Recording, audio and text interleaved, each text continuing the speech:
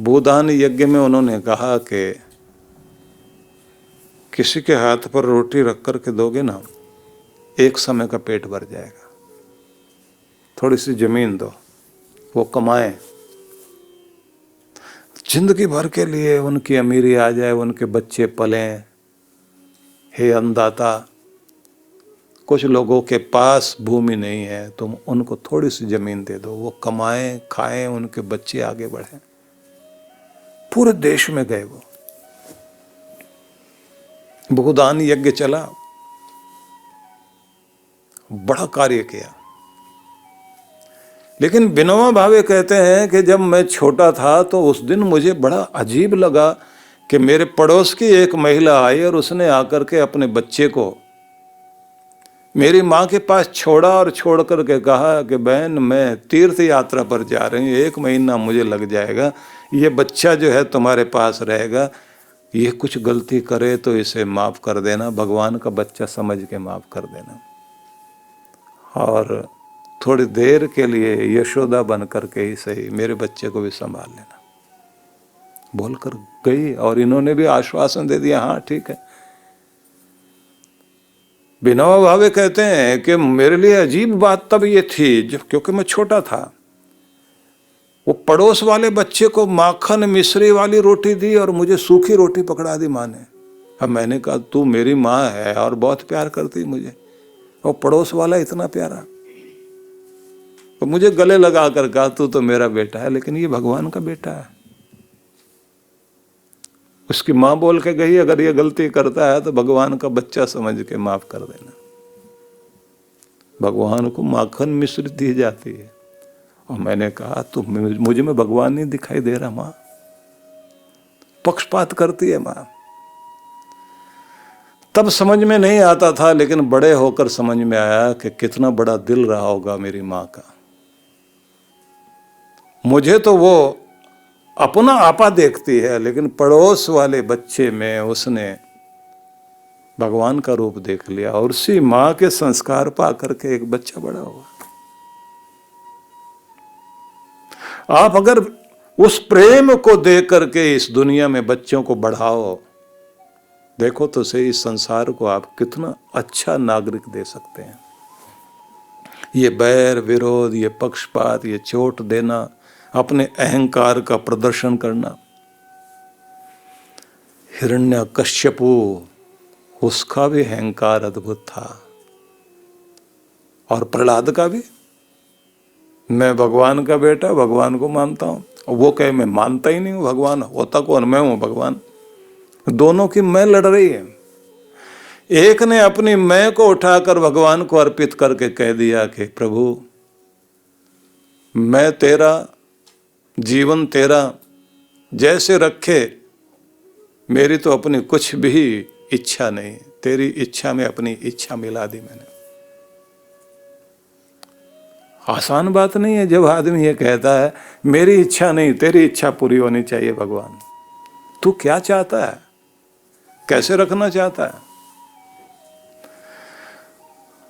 अब इस इच्छा का ही परिणाम माना जाता है कि नरसिंह भगवान का अवतार हुआ, कि भगवान प्रकट हुए अपने उस बच्चे के लिए। क्योंकि किसी को भी एक बात कही जाती है कि मनुष्य तो इस बात को सोच, अहंकार तो भगवान किसी अकड़ने वाले पेड़ का भी बर्दाश्त नहीं करता। जब आंधी आती है ना, तो सबसे पहले उसी को तोड़ता है, और झुकने वाले को वो कहता है कि तुम ठीक हो, तुम्हें जीने का अधिकार है।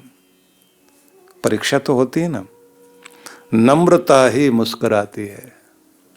इसलिए कहते ना कि जब कोई तेज आंधी आकर चली जाए और टूटे हुए वृक्ष दिखाई दें, लहलाती हुई घास दिखाई दे, तो क्या समझना चाहिए?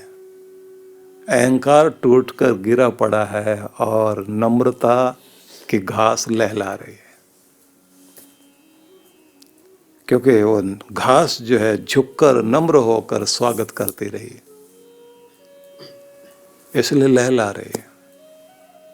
वो पौधे भी लहला रहे हैं जो नम्रता से झुककर उस स्थिति में भी अपनी अकड़ से रहित थे। तो इसलिए मैं ये कहूँगा कि अपने आप को जो हल्का करके परमात्मा को अर्पित कर देगा, तो कृष्ण भगवान कहते हैं बस वही मेरा प्रिय है। तो मैं नहीं, मेरा नहीं, जो कुछ है मैं भी तेरा, और जो कुछ मेरा है वो मेरा नहीं, वो भी तेरा ही है। आगे उन्होंने कहा कि अब उसके बाद एक और चीज आनी चाहिए कि तुम्हारी मन की अवस्था, चित्त की अवस्था वो डावाडोल ना हो, सुख दुख में सम रहे, सम दुख सुख क्षमी। कृष्ण यहां आकर कहते हैं सुख और दुख दोनों में तुम्हारे चित्त के तराजू के पलड़े बराबर रहने चाहिए, क्योंकि ये तो होगा। संसार में आप जीवन जिएंगे तो एक जैसा तो मौसम नहीं मिलेगा। मौसम आएंगे उनको तो आप नहीं बदल सकते। गर्मी का मौसम आया तो क्यों आया, सर्दी का आया तो क्यों आया, बरसात इतनी क्यों है, सूखा इतना क्यों पड़ा हुआ, आपके क्यों का तो वहां कोई जवाब नहीं है। आपको तो उसमें जीना पड़ेगा। बस आपको उसको बर्दाश्त करना आना चाहिए और अपने आप को संतुलित करना आना चाहिए। और बात ध्यान देना कि आपकी अधिकांश ऊर्जा इसी काम में लगती है, बैलेंस बनाने में। किसी ने गुस्सा दिला दिया तो गुस्सा दिला दिया, बड़ी पीड़ा हुई। धीरे धीरे धीरे धीरे आपका शरीर जो है बैलेंस में लाता है आपको।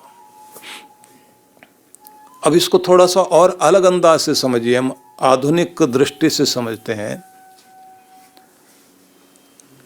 कहते हैं कि कुछ भावनाएं हैं,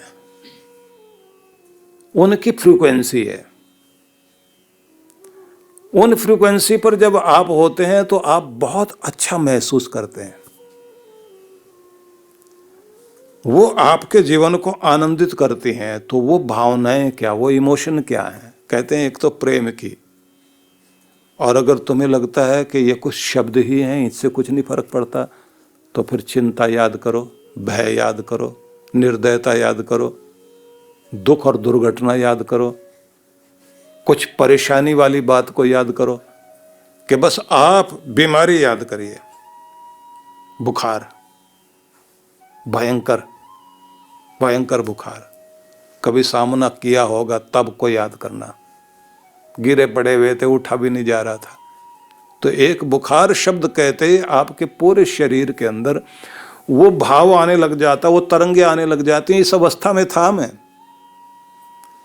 बैर विरोध की जब बात आती है तो शत्रु का चेहरा और उसके द्वारा बोले गए शब्द, उनको याद कर लेना एक बार, तरंगे उठते हुए नजर आने लग जाएंगे। बोले ये सब वो भावनाएं पैदा करने वाले शब्द हैं जो आपके अंदर नेगेटिविटी की वेव्स को, उसकी वाइब्रेशन को पैदा करती हैं।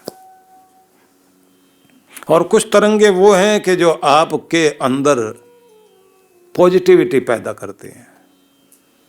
एक चीज वो है जो आपकी तरफ आकर्षण पैदा करने वाली चीजें हैं, मतलब आपके अंदर चुंबक पैदा करती हैं। और कमाल की बात ये कही है कि दोनों तरफ आप हैं, दो पलड़े हैं, दो, एक चुंबक के दो हिस्से हैं। वो माइनस माइनस वाले को जोड़ दीजिए आप, एक दूसरे को धक्का देते हैं ना, प्लस माइनस वाला ही एक दूसरे के साथ में जुड़ेगा। तो आप जरा देखिए कि जब आप प्रेम वाली तरंग को लेकर के आते हैं और ये ऊपर उठाने वाली तरंग है, जोड़ने वाली तरंग है, कहते हैं इस फ्रीक्वेंसी पर काम करना कि तुम प्रेम में हो, तुम भक्ति में हो, तुम इस समय सबके कल्याण की कामना, सब सुखी, सब निरोग, कोई दुखी नहीं हो, सबका कल्याण हो, भगवान सबका भला करना, ये प्रेम आपका फैल रहा है। अब इस तरंग पर जब आप काम कर रहे होते हैं तो फिर उसके बाद पूरे ब्रह्मांड में भी तरंगे हैं, प्रेम की तरंगे हैं, परमात्मा के प्रेम की तरंगे हैं। जिन प्रेम की तरंगों से वो इन सारे जीव जंतुओं का पालन करता है। अब आप उससे जुड़ गए हो। जब आप उससे जुड़ गए हैं, उसका प्रेम और आपका प्रेम दोनों मिल रहा है, तो आप लबालब प्रेम से भर गए हैं। जब आप निर्दयता वाली स्थिति में होते हैं तो आपके अंदर की निर्दयता और बाहर फैली हुई निर्दयता, आपके साथ भी निर्दयी व्यवहार हो रहा है और आप निर्दयता बांट रहे हो। चंगेज, हलाकू, नादिर शाह इस देश में जो हमला करने के लिए आए और जिन्होंने बहुत तरह से लोगों को चोट पहुंचाई, उनके संबंध में जो कहानियां लिखी हुई हैं। निर्दयता बांटने वाला व्यक्ति रात में ठीक से सो नहीं सकता, बैठ करके सोता, तलवार हाथ में लेकर के। खतरा इस बात का भी है कि कहीं मेरे ही अपने जो रक्षक हैं वो ही ना मार दे मुझे। निर्दयता वाले व्यक्ति को मजा आता है तो एक ही बात में, निर्दयी व्यवहार करके आनंदित होना चाहता है। लेकिन उस तरफ मैं आपको चर्चा नहीं करूंगा। आप देखिए कि जिन लोगों के अंदर प्रेम था उन लोगों ने इस दुनिया को क्या दिया, जिनके अंदर दया थी उन्होंने दुनिया को क्या दिया। ये दुनिया बनाई है उन लोगों ने। वे लोग जिन्होंने अपने आप को गला दिया लेकिन दुनिया को बचाने के लिए, रोग मुक्त करने के लिए काम किया। इतने सारे जो ये टीके बने हैं, जैसे वैक्सीन बनी ना, अभी बनी है। अभी थोड़े दिन पहले जो घटना घटी है, आप देखिए ना, ये उत्तराखंड में इतना बड़ा ग्लेशियर टूटने के बाद कितने सारे लोग उस मृत्यु के काल में चले गए, उस काल के गाल में चले गए। तो एक महिला डॉक्टर, और उसने छुट्टी लेनी थी क्योंकि वो गर्भवती थी, तो उसको ये लग रहा था कि परिवार के लोग कह रहे थे कि बेटा अब तुम छुट्टी लेकर घर में रहो। और उसे खबर मिली कि इतनी बड़ी आपदा में न जाने कितने लोग फंस गए हैं और उनको मेरी जरूरत है।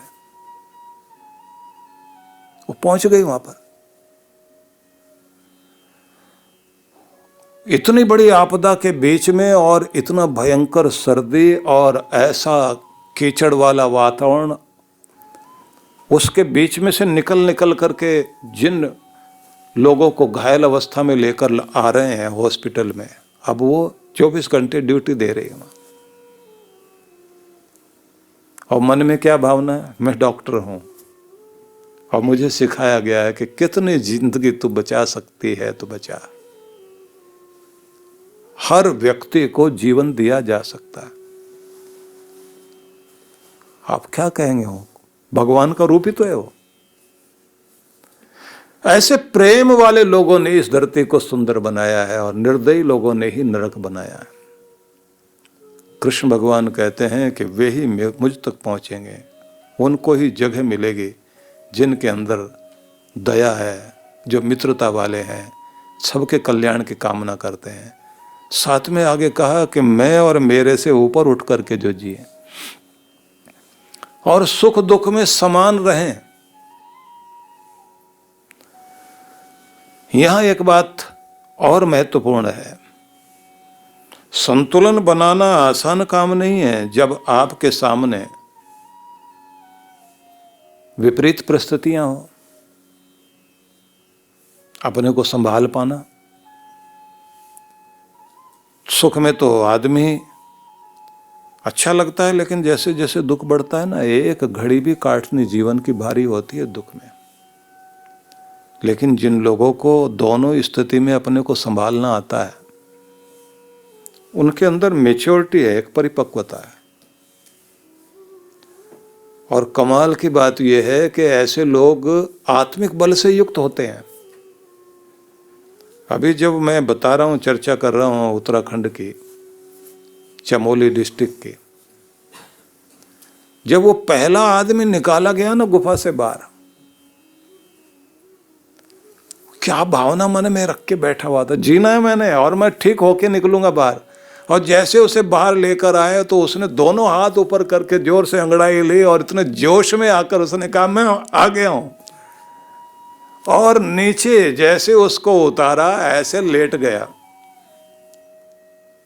आकाश की तरफ देखता हुआ। जिंदगी मिली है, जीवंत तो अंदर भी होनी चाहिए। और उनको कितनी खुशी मिली होगी जो बेचारे बचाने का काम कर रहे थे। जिन लोगों के अंदर भावना होती है कि इस मिट्टी में भले ही मैं मिल जाऊं लेकिन न जाने कितनों की जिंदगी को मैं बचा सकता हूं तो बचाऊं। और वे लोग भी होते हैं जिन लोगों की इच्छा होती है कि शरीर छूट जाए तो आखिर में इसकी जो राख होगी, कुछ हिमालय में, कुछ गंगा में, पहाड़ों में भी जाना चाहिए, समुद्र में भी जाना चाहिए। पूरा तन मेरा बना है, मेरे देश से बना है, मेरे पहाड़ों से बना है, मेरे रेगिस्तान से बना है, मेरी नदियों से बना है, मेरे खेतों से मेरा शरीर बना है। यहां से मैं उगा हूं, इनके लिए जिया हूं, इन्हीं में मिलना चाहता हूं। ये प्रेम का कितना बड़ा रूप है। अपने देश के लिए, अपनी मिट्टी के लिए जीना। अथर्ववेद में एक सूक्त है जिसमें कहा गया, ये पत्थरों वाली, ये कीचड़ वाली, ये उबड़ खाबड़, ये मिट्टी से, रेत से भरी हुई जमीन क्या है ये? का यही तुम्हें जीवन देने वाली मां है, इसी में तुम बसते हो, इसलिए इसका नाम वसुधा है। इसको धरती कहा गया है कि यही तो धारण करती है तुम्हें,